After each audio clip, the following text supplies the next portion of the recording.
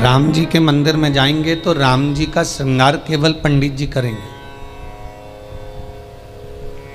या राम मंदिर के जो पंडा होंगे वो करेंगे। देवी के मंदिर में जाओगे तो देवी जी का श्रृंगार पंडित जी करेंगे, या जो वहाँ पर मठाधीश पीठाधीश जो होंगे वो करेंगे। कृष्ण मंदिर में जाएंगे तो उनका श्रृंगार भी भगवान पंडित ही करेंगे, या वहाँ का जो पंडा होगा वो करेगा। पर पूरी दुनिया में केवल एक देव महादेव ही एक ऐसे हैं कि जिस मंदिर में जाओ लोटा भर के पानी चढ़ाओ और तुम्हारी मर्जी पड़े जैसा श्रृंगार करे। शंकर कहीं भेदित नहीं है, शिव कहीं भेद नहीं।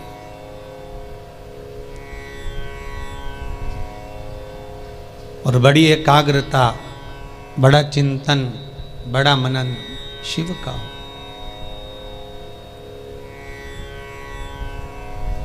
सब दूर जाकर झोली फैलाकर कहना पड़ेगा कि हमको ये दे दीजिए।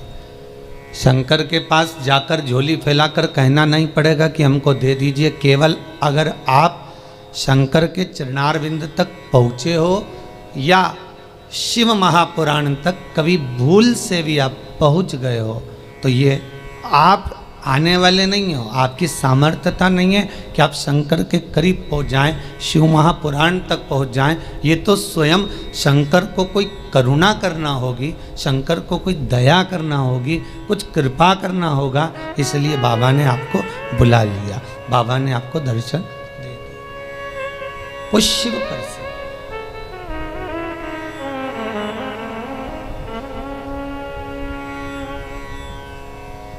शंकर के दरवाजे पर जाकर अब कुछ मांगना भी मत, वो तो खुद दे देगा।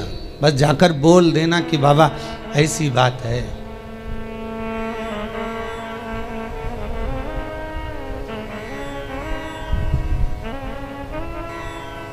कल इंदौर से एक भैया आए थे, उन्होंने माइक लेकर बोला था, ध्यान होगा कि उन्होंने माइक लेकर उसको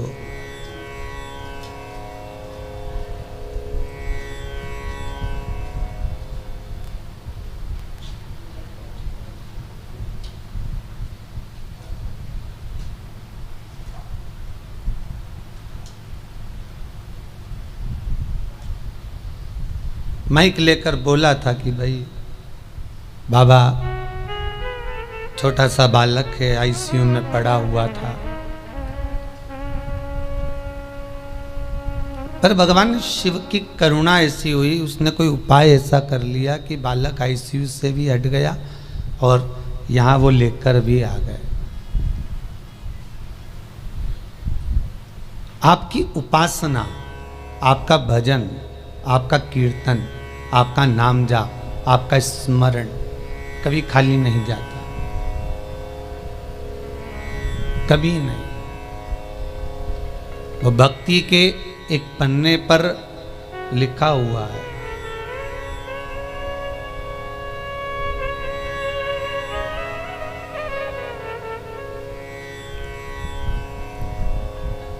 देवराज नामक का ब्राह्मण शिव महापुराण की कथा कहती है। 24,000 श्लोक इस शिव पुराण में है, 12 खंड हैं, 7 संहिताएं हैं।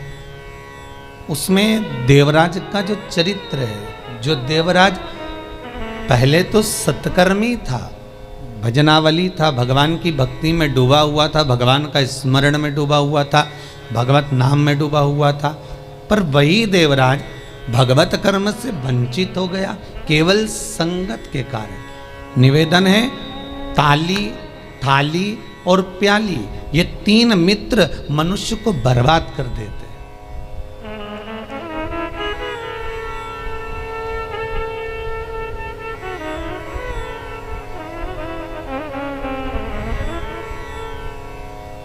एक प्रशंसा करने वालों से दूर रहना, बहुत जल्दी बर्बाद करेंगे ये महाराज।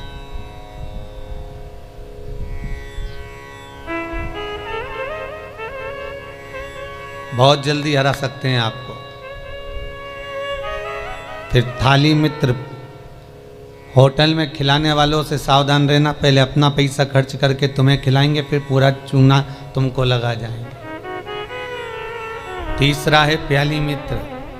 मित्र को पीना याद नहीं है, अपने पैसे से पीना सिखाएंगे, फिर उसके पैसे से पूरी जिंदगी पिएंगे।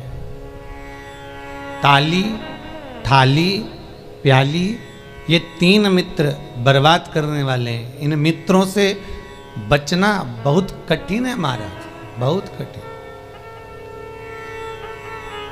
और अभी जो समय चल रहा है, कलयुग का जो प्रथम चरण चल रहा है, इसमें अगर कोई अच्छा बताने वाला होगा ना, रोकने वाला होगा ना, सतमार्ग बताने वाला होगा, कोई आपको गलत मार्ग से हटाने वाला होगा, तो वो बुरा लगता है। और जो आपको खड्डे में ले जाकर पटक दे, चूना लगा दे, लाखों करोड़ों में नीचे उतार दे, व्यापार व्यवसाय में कहीं ना कहीं ले जाकर गलत काम में तुमको फंसा दे, वो तुम्हें बहुत अच्छा लगेगा। ये कलयुग का जो फेर है, कलयुग का जो क्रम है, वो ये निश्चित कर देता है कि आपको सतमार्गी ठीक नहीं लगेगा।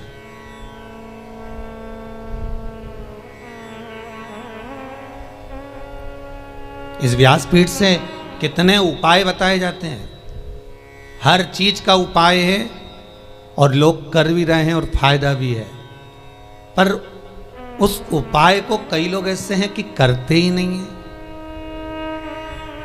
फिर किसी ज्योतिषाचार्य के पास पहुंचे, फिर किसी कहीं जाकर पूछ लिया, कहीं बाबा जोगी आ रहे होंगे उनके पास पहुंच गए, किसी का सिर घूम रहा होगा, माँ गेहूँ दाना लेके पहुंच गए, कहीं नारियल लेके पहुंच गए, फिर उनसे जाकर पूछेंगे, बताओ माताजी, बताओ पिताजी, हमको ये हो गया, हमको वो हो गया, और माताजी पिताजी बस तुमसे धन लूट सकते हैं। बताएं क्या? जो शिव है नजदीक में, जो शंकर है करीब में, जो शिव विराजमान है तुम्हारे भीतर, स्वयं जिसकी आराधना राम कर रहे हैं, जिसकी आराधना कृष्ण कर रहे हैं, जिसकी आराधना देवी कर रही है, दत्त कर रहे हैं, और सारे मंडल, नवग्रह, 16 मातृका, पंचलोकपाल, जितने भी देव हैं, 33 कोटि देवता जिसकी आराधना कर रहे हैं, वो शंकर की आराधना करने में अपना क्या जाता है?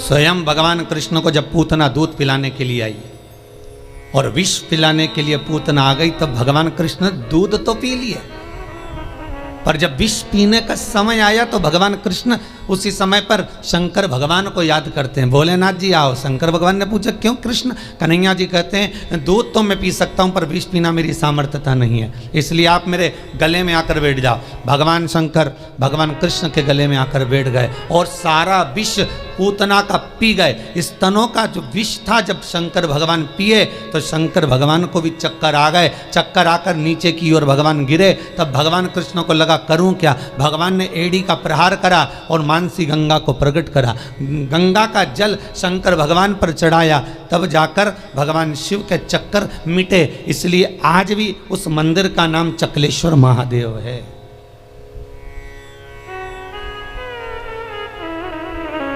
गोवर्धन नाथ जी की परिक्रमा में पड़ता है चकलेश्वर महादेव।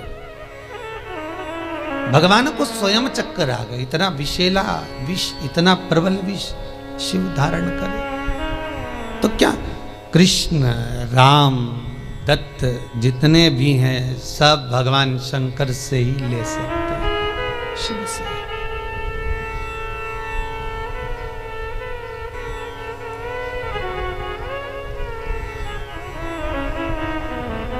और कभी खजाना कम ना होता उसके दरवाजे का, वो लुटाता रहता है।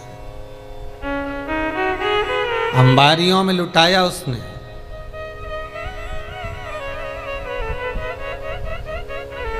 जब विदर्भ राज भीष्मक की कन्या रुक्मणी ने भगवान कृष्ण को वर्ण किया, तब भगवान कृष्ण